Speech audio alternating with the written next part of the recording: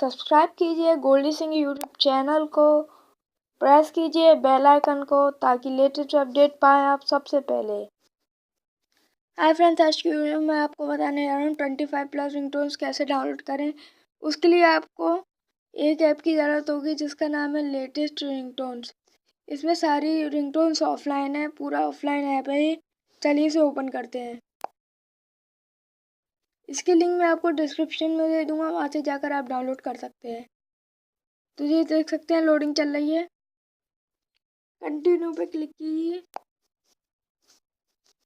देख सकते हैं, मैं आपको दिखा देता हूँ।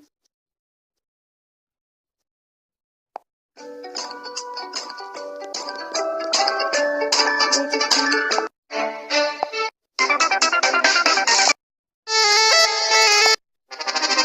हैं कितनी सारी है।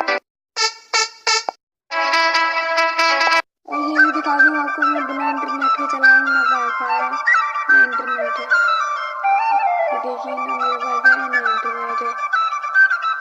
तो देख सकते हैं यहाँ पर मैसेज रिंगटोन्स भी है।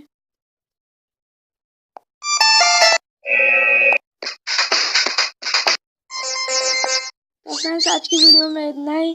Thanks for watching this video. Like my video and subscribe my channel and press the bell icon.